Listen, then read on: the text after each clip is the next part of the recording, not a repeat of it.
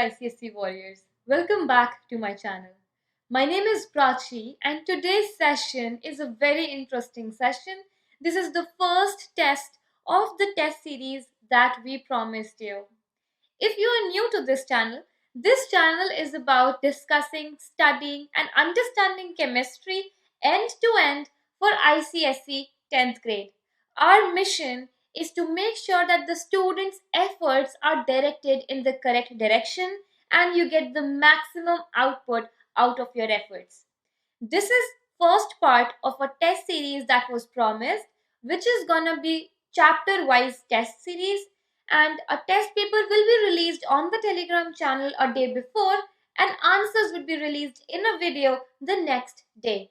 So if you would like to be a part of the series, make sure that you go ahead and join us on the Telegram channel and stay tuned for the answers that come along the test series. So stay tuned and let's get started. Alright students, let's get started with the test paper. So this test paper was released yesterday on the Telegram channel and today we are discussing the answers for it. Now, whatever test we do would be with an understanding that you have revised the chapter and you have basic understanding of what the concepts are.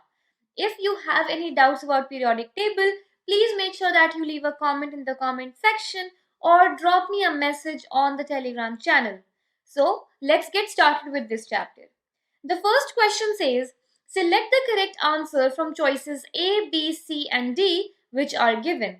Among the period 2 elements, the one which has higher electron affinity is dash. Now, what is electron affinity? Electron affinity is the amount of energy released when we are trying to add an electron in the outermost shell of an atom. So, halogens have the highest electron affinity in their respective periods because they are bigger in size and then they have about 7 electrons in the outermost shell. So, halogens have higher electron affinity. In this case, the options that we have is lithium, carbon, fluorine and neon. So, fluorine is the correct answer. The second question is, consider the section of the periodic table given below. Then you have a periodic table and none of the elements, the alphabets you have do not represent the actual atom or the actual element. So let's look at the question directly. You must see the position of the element in the periodic table. Some elements are given in their own symbol and position in the periodic table, while others are shown with a letter with reference to the table. Which is the most electronegative? So electronegative or electronegativity is the ability of an atom to hold something close to the nucleus. That means if you have a shared pair of electrons between a compound that is formed, this particular atom will have a tendency to attract it towards itself. So electron negativity, you can imagine it to be something when you have a stronger nucleus or the nucleus has a stronger hold on the atom. So the answer for this particular question would be J. Okay, so the answer would be J. Now, how many valence electrons are present in G? Okay, so G is right here. It is in part of 15. So 15 would give you 5, sorry, not 5, 2, 8, 5. So 2, 8, 5. So the valence electrons are 5. So the answer is 5. Now, moving on to question number 3. With reference to the variation of properties in the periodic table, which of the following is generally true? Okay. Atomic size increases from left to right across a period. This is false because as we go left to right, nucleus has more stronger hold and it pulls your outer shells closer towards the center. So atomic size decreases as we go from left to right. So the first part is false. Ionization potential increases from left to right across the period, and that is correct. Ionization potential increases across a period. So your answer will be B. Now moving ahead on the fourth question. The following questions refer to the periodic table. So if you do not remember the periodic table, please make sure that you let me know so I can make a short video on how to memorize the required elements of the periodic table. Now, the following questions refer to the periodic table. Name the first and the last element of period 2. So in period 2, if you think about it, that your first and last element would be lithium and the last one would be neon. So we are talking about period 2. So first would be lithium and the last would be neon. What happens to the atomic size of the elements moving from top to bottom of a group? So as we go from top to bottom, number of shells increases. As the number of shells increases, your atomic size also increases. So the answer would be increases. Now, the third question, which of the elements has the greatest electron affinity among the halogens? So as we just discussed what is electron affinity, if you take that reference, you would understand that halogens have the highest electron affinity, and then in halogens, chlorine has the highest electron affinity. So the answer will be chlorine. What is the common feature of the electronic configuration of elements in group 7? So if we are talking about group 7, that means you have 7 valence electrons. So that is a common electronic configuration of the group of the elements in group 7. So the answer will be 7 electrons in outermost shell, or you can say valence shell, outermost shell, or let me just write properly so that you know what to write in the exam. So the answer would be 7 valence electrons and need 1 electron to complete the octet. Then supply the missing words from those in the brackets. Do not write out the sentences. If an element has low ionization energy, then it is likely to be what? Now, what is ionization energy? It is the energy required to take away an electron from an atom. Now, if an atom has a tendency to lose an electron easily, that means it has low ionization energy.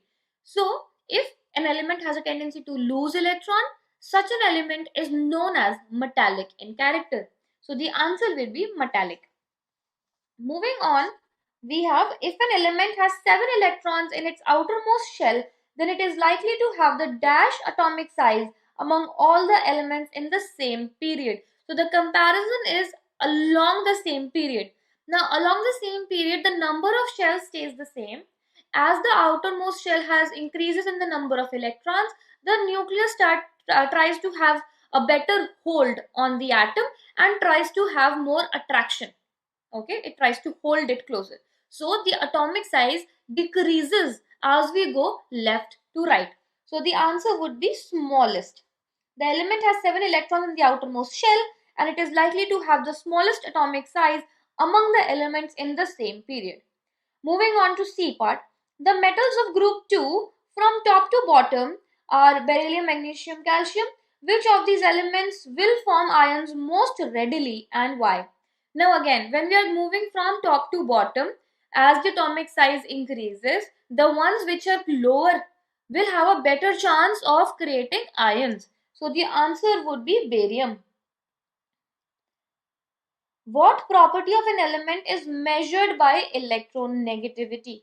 So when we talk about electronegativity, that is property of an element, or when it has a tendency to attract the shared pair of electrons between in a covalent bond towards itself, is called electronegativity. So let me know if you guys would like me to write the answer, or when I'm sharing this in the description box, I'll just mention the answers clearly, or I'll just write it for you so that if you're taking a note right now, you can take a note of it. So the answer is the tendency of an atom to attract the shared pair of electron towards itself in a compound. So this is an answer for this part, and your 7 electrons Wow. So moving on to the fifth part here, will the elements in the group to the right of this boron group be more metallic or less metallic in character? So if you think about it, as you're moving on the right side of the group, technically you're going along a period. So you're moving from left to right. So as we move from left to right, our metallic character decreases because electropositive property also decreases. So you can write that. So as we are moving from left to right, so that your metallic character would decrease because electropositive character also decreases.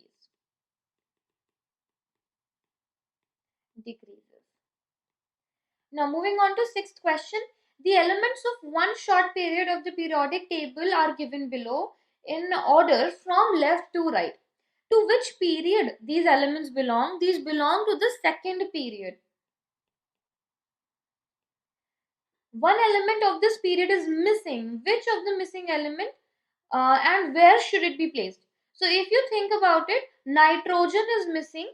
So you can write nitrogen. And where should it be placed? It should be placed right between carbon and oxygen, right after carbon, right after carbon, and before oxygen. You have to mention that. Moving on to the third part. Which one of the elements in this period shows the property of catenation? So if you have read organic chemistry, you would know the answer is carbon. Place the three elements fluorine, beryllium, nitrogen in an order of increasing electron negativity. So if you compare that back from the period that is given to you, your answer would be beryllium, then nitrogen, and then fluorine. Okay. Then which one of the above elements belong to the halogen series? That would be fluorine. Now moving on to the last question of the test paper, guys. That is question number 7. Let's read the question. Parts 1 to 5 refer to the changes in the properties of the elements on moving left to right across a period of the periodic table. For each property, so you have to remember you're going left to right. For each property, choose the letter corresponding to the correct answer from the choices A, B, C, and D. The non-metallic character of the elements increases as we are going, okay, from left to right. The electronegativity also increases as we are going from left to right. The ionization potential would increase as we are going left to right. The atomic size would decrease as we are going from left to right. The electron affinity of the elements in group 1 to 7, it increases. So this is the last question for today. ICSE Warriors, this is it for the first test of the series. I hope you found it interesting. Plus, do let me know in the comment section how many questions you got correct and which questions you went wrong in. What is the portion that you are still struggling with and you may need my help? We'll catch up on the next test. In the meantime, make sure that you ask your friends to join the series and subscribe to the channel so that once we update a new video, you get a notification. So let's catch up in the next session. I hope you have a beautiful day.